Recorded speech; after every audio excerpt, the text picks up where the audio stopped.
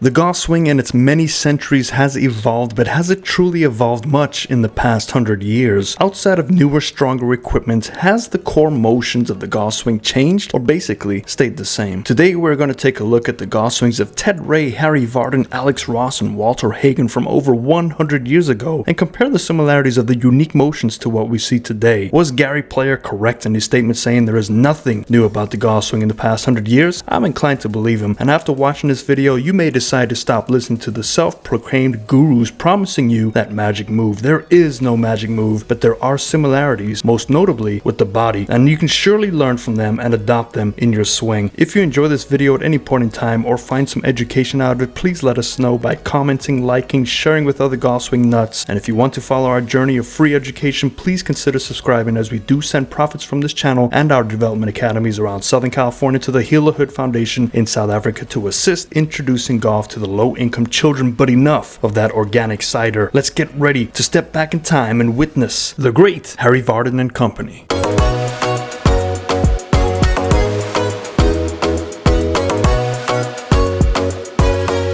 Good evening, Line Golf Academy members and guests, and welcome back. And we have four great swings over 100 years old. Harry Vardon is first on the screen. I don't have any down the lines, but I have face-ons, and it's pretty blurry, but we'll get through this together. But I want you to learn from this episode. I want you to learn how the swing has not really changed much in terms of the body positioning. It has changed because of the club and how they utilize that club correctly, but the core motions still stay the same, and we can take some cues what these gentlemen did for the average golfer, because this is what the average golfer swing should look more like. Straight away we see the shoulder tilt and the hands connected with each other with that yellow line going right through it, but you'll notice that the hands are well ahead of the golf ball, something I'm not in favor of. However, these gentlemen did it because of the hickory shaft. So if you take a look at the backswing, as we take that club back a few frames here, you'll notice what he does with his arms. He pulls his arms back, and look at that club head. The club head stays on the ground for a couple of frames. Now if we go ahead and redraw that line where the club is, take a look where the club goes right through the hands, right through the center of the chest. So he is getting his shoulders a little bit more level as he's turning them, so he is more in line with what I like to see, where the club head, the hands, and the center of the chest are connected in one line. And if you notice again, that ball position is in the center where we play most of our wedges. And why do I think that's a good idea for you? Well, because of lack of turn that most of us have. We try to overturn that ball position. It's way too far on the left side. We have to turn and tilt to reach that golf ball and hold off any sort of release. But if you're having back issues, if you're not as flexible, there's no problem playing that golf ball more in the center position, contrary to what people have told you. These four golfers that we're going to watch were the best in the world at their times, so clearly some of these principles still need to be taken advantage of today. Let's go back now a couple of frames and let's try and redraw where the club is. You can see the club head just blurring out here, so you can see what type of angle he is establishing now. And this again is to work that shaft. What you will notice that they still do today is the body rotation and the way it tilts and the weight distribution and the driving. That has not changed at all. This is the reason why we're looking at this video. Let's go back a couple more frames and see what happens. You reconnect that club, you can see that angle is getting less. The next frame over, now that club is reconnected straight with his center of his chest. So let's keep going back here. We're going to get to about midway point. You can see how quick that shaft moved. It went in one frame, it went from here to the next frame, it went to up there. But in terms of his width of arc, not very wide. But how can you blame the man wearing a three-piece suit playing golf? But you can still see that his hands are still connected to the center of his chest. He is still turning away from the target. You can see his hips have not slid over. They are staying centered. His weight is staying centered relative to the golf ball, and he's still in his spine angle. Let's keep going back, and we can see here that's about the top of his swing, so we can see that club gets pretty well past parallel in relation to his shoulder turn. He is just forming a T, so his arm length is a little bit further, but we can tell he's engaging a third lever with that left arm breaking down. This was not uncommon, obviously because of that clothing they had to wear. They had to get the leverage from somewhere, but anytime you have a third lever involved, that requires an immense amount of timing, and because of his jacket,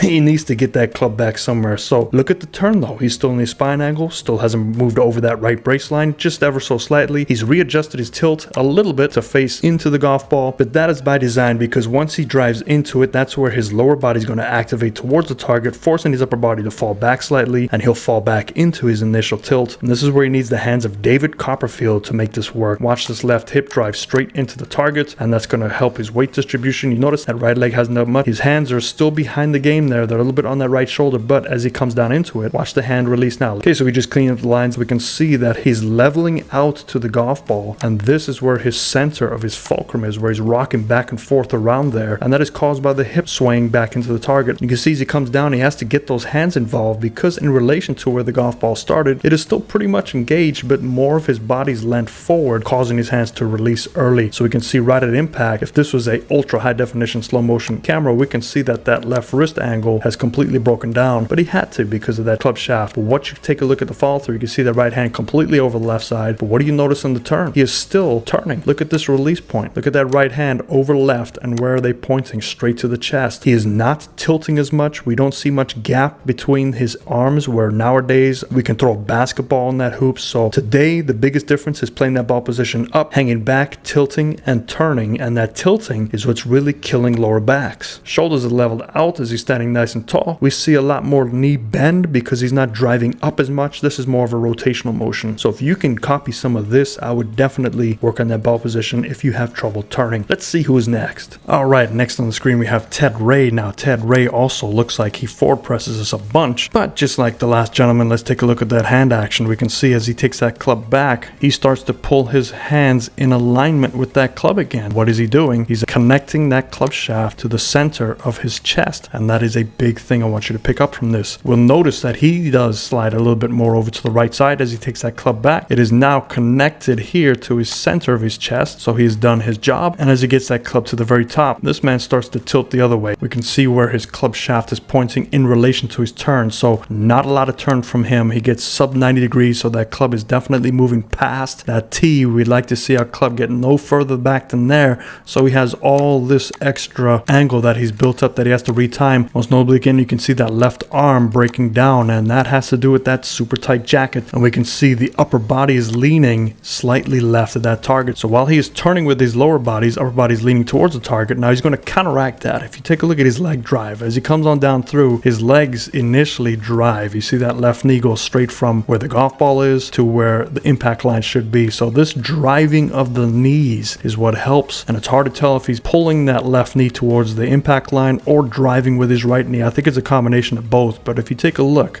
this is where that knee tilt really helps explain things. So look at the knee tilt. Once he drives into the target, he's going to shift his knees the other way, and his upper body is going to now lean. And again, if we draw his ball placement in red, we can see in relation to where it is in his body from that slight subtle move, it is almost on his right shoulder. So what do you think will have to happen? Obviously, hands and arms have to get engaged much quicker, and you can see this is all hands and arms here. This is a swing that I do recommend for somebody that has lack of turn issues, that wants to at least strike the ball a little bit easier without hurting their back. Now, as it goes on through, you can see that right hand really releasing, upper body's falling back. Look how still that head was. So all lines lead to that head being fairly still, while the lower body rocks right and left, and that's what gets him that power transfer. As he releases, look at the arms though. They are still like today's tour pros, still connected to the chest, while the lower body's turning nicely. We see less shoulder tilt. I gotta clean these lines. Okay, lines are all cleaned up, so as we come on through, we can see that nice standing position past impact, where normally nowadays we see the shoulders still in their tilting while they're turning underneath that. That's what puts a lot of pressure on that lower back, causing some premature injuries, which is why most of these long drive hitters will only have about a 5 to 10 year window to strike gold. So we can see that this swing has definitely toe based. We can see that left heel kicking up, the right heel's kicking up, so this is a lot of spinning around their toes. And what they can do to help them is when you spinning on your toes, you typically come up and out of your shot, kind of like when you're standing up, you push up with your toes, where some of the modern day players stay on their heels at impact, forcing their upper body to go down because of that ball position and the increased tilt.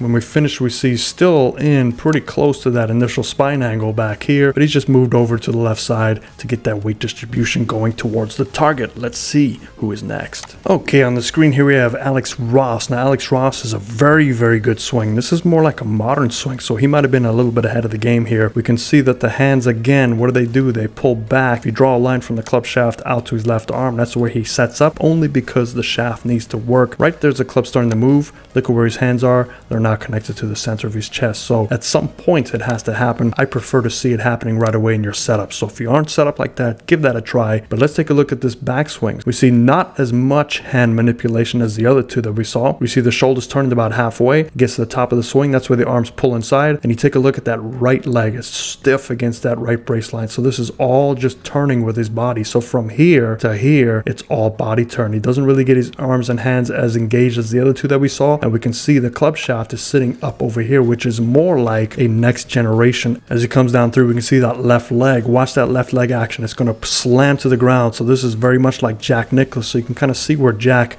started to pick up his habits from. We still saw this habit into and up to the early 90s. But this definitely helps you get more turn. So if you're having trouble turning, let that left foot come up. There's no rule that says you have to keep it down. You can see his turn at the top of his swing here. He is probably just at 90 degrees, maybe just past because of this camera angle. But watch this motion. As he comes down, plants that left leg, he gets back to that left impact line. And again, look at the knee carry. So the knee starts right about the golf ball and then immediately pounds down left and hits that impact line right away. This is a great trigger. It helps with the lower body staying back and starting to tilt. We can see his ball position in relation to his spine is a little bit different than the other two, because if you draw that straight up, it's actually, for the first time out of the 3 swings, it's favoring closer to his left shoulder, where the other two were back over here, had to engage their arms and hands more. But look at this body. After impact, where do we see the hands?